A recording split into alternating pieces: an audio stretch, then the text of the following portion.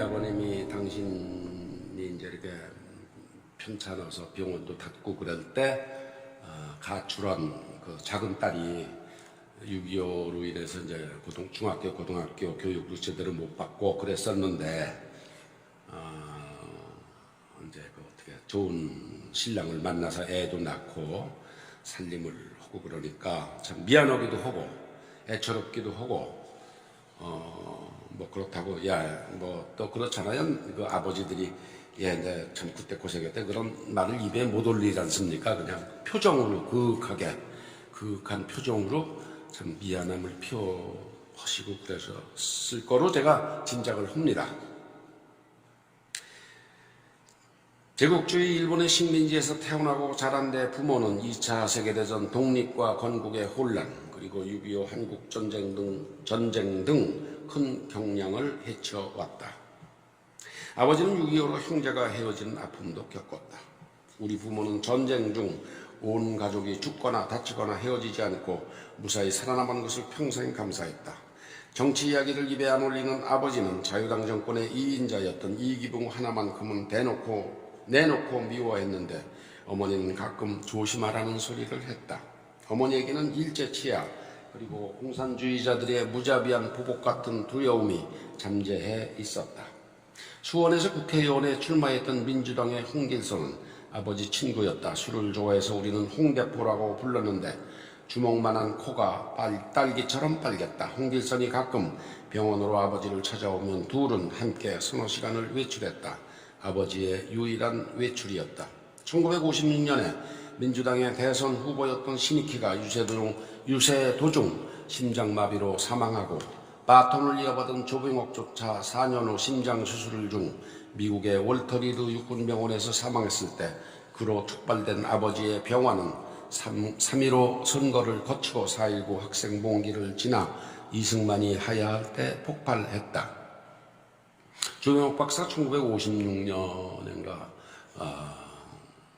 대통령 선거 때 돌아가고 60년에 이제 신익희가 돌아가고 조병옥 씨가 또 4년 후에 또 돌아갔습니다. 선거하다가 그때 이제 그 이승만 박사와 같이 런닝메이트로 부통령에 출마한 이기붕을 지 아버님이 엄청 미워하셨는데 뭐 지 아버님이 이제 쇼크를 받으신 거죠.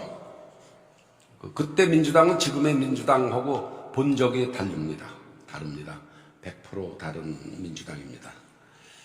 평소 정치에 무관심해 보였고 잘못된 이데올로기에 빠진 당신의 형을 탓했을 만큼 생활적인 아버지 모습은 겉으로 나타난 한 단면이었을 뿐 아버지는 정치에 관심이 많았었나 보다. 그렇게 된통 한 차례 홍역을 치르고 6개월 후 답심리에서 다시 개업한 아버지는 4.19 혁명으로 정권을 잡은 민주당의 무능에도 침묵했고 그 정권이 5.16 군사 쿠데타로 쓰러질 때에도 아무 말이 없었다.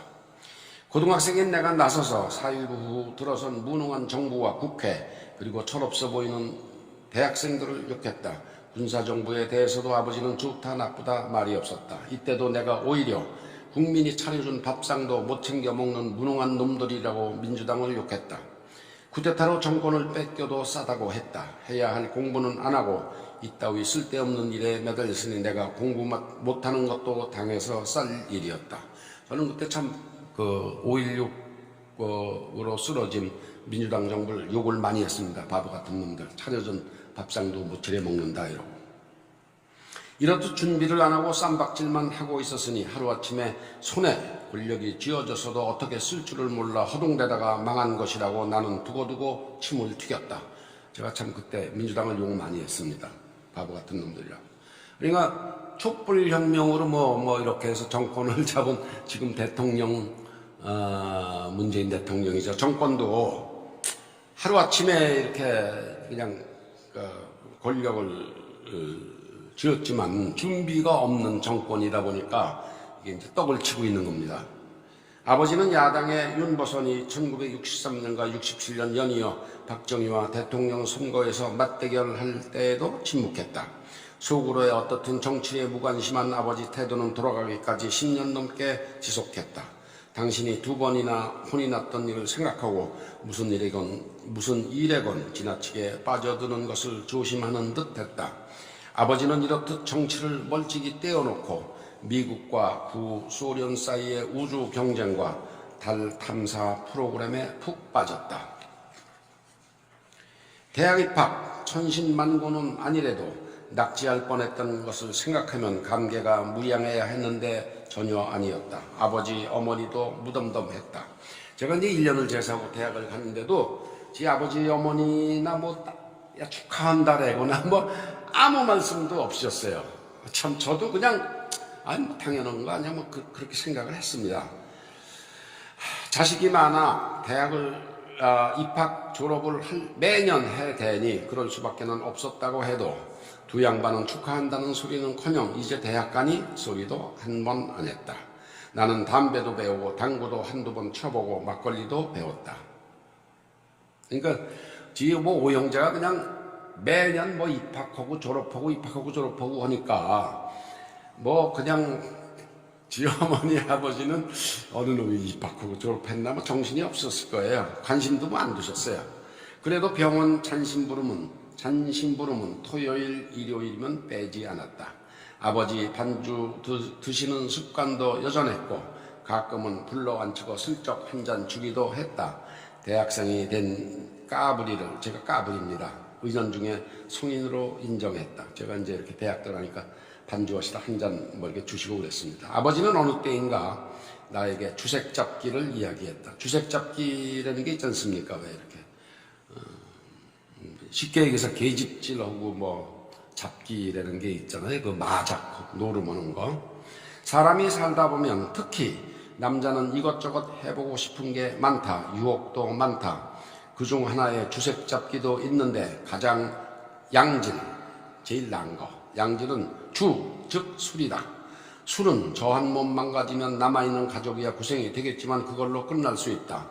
다음에 몹쓸 짓이 여자를 밝히는 색인데 이 말은 즉 세컨드를 두지 말라는 의미다.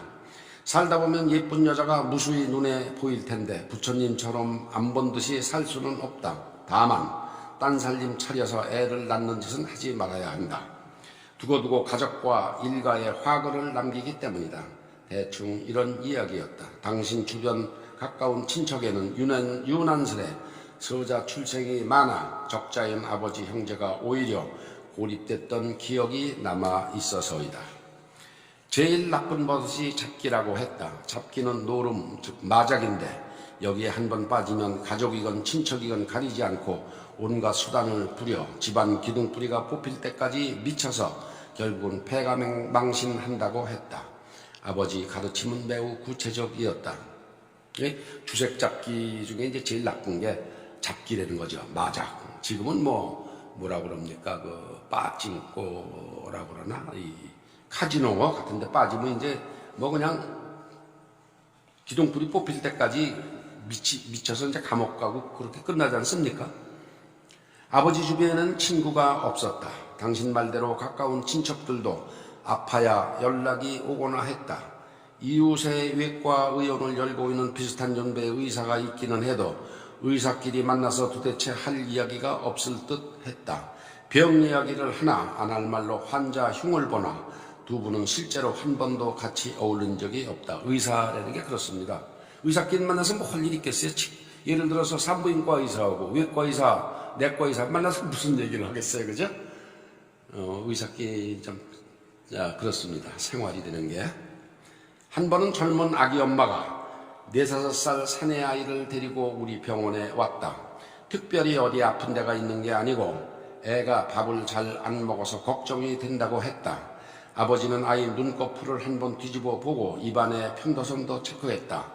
그리고 반찬이 맛이 없어서 그런가 보지 하고는 아이에게 청진기도 한 번 대지 않았다. 아이 엄마가 머쓱해서 네 하고 일어서 나갔는데 나는 영양소, 원기소와 예비요제도 섞어서 근사하게 약을 지어주면 누이 좋고 매부 좋은 일이 아닐까 하는 생각도 했다. 아버지는 돈 버는 요령이 없었다. 아버지는 왜 밥 안 먹는 아이를 환자를 돌보는 의사에게 보이는지 조금은 자존심이 다친 듯 했다.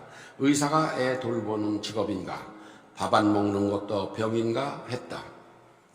젊은 엄마가 이제 그 당시엔 뭐 좀 인텔리겠죠. 애가 밥을 안 먹으니까 지 병원에 데리고 왔어요. 아버지가 뭐 이렇게 목도 하고 이렇게 눈도 까집어보고 그러더니 뭐 별 저기가 없잖아요. 그러니까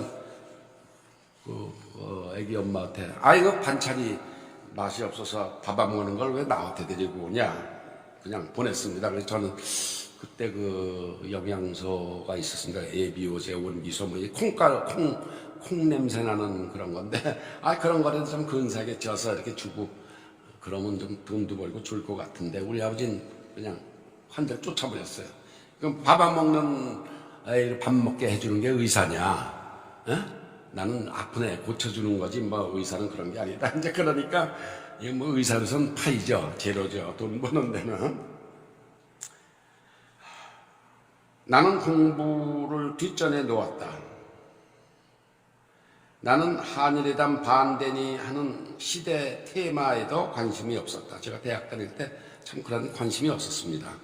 우르르 몰려다니는 선배가 모두 껄렁하게 보였다. 다행히 상과대학의 내 동기는 여기에 쏠려서 좋건 나쁘건 후일 신문에 이름을 올리는 사람이 하나도 없었다. 그때 제가 고려대학교 상과대학 상학과인데 1학년 입학하니까 4학년에 이명박 전 대통령이 있었습니다. 3년 선배입니다, 저보다. 그래서 근데 참 볼품이 없었어요. 근데 나중에 뭐 5, 60년 후에 이제 대통령이 된 걸 보고 사람 반찬 참 알 수 없구나 그런 생각을 했는데 그렇습니다. 2학년이 된 1965년 나는 고대 학보사 고대 신문의 견습 기자가 되었다. 석 달 후 견습을 떼니 월급이 무려 6,000원이었다. 경찰관 초임 수준과 같았다. 등록금과 하숙비를 커버하고도 남는 수준이었다. 그래도 용돈이 궁했다. 후일 월급쟁이는 갈급쟁이란 말을 배웠는데 나는 이를 일찌감치 경험했다. 6년 후 졸업해서 받은 첫 월급이 36,000원이다.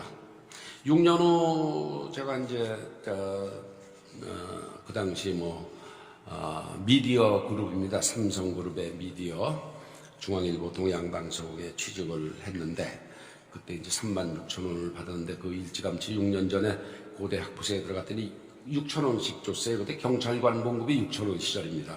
뭐 그래도 역시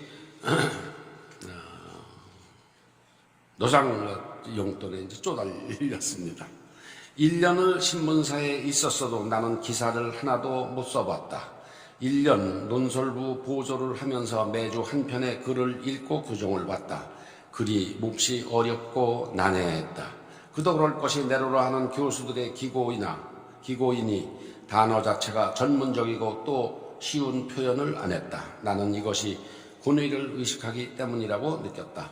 그때 제가 이제 일반 학교에서 일어나는 그런 잡다한 기사는 안 쓰고 교수들의 기고한 그런 면을 담당을 이제 했는데 참 글이 참 어려웠습니다. 그런데 교수들은 왜 글을 어렵게 썼는지 모르겠어요.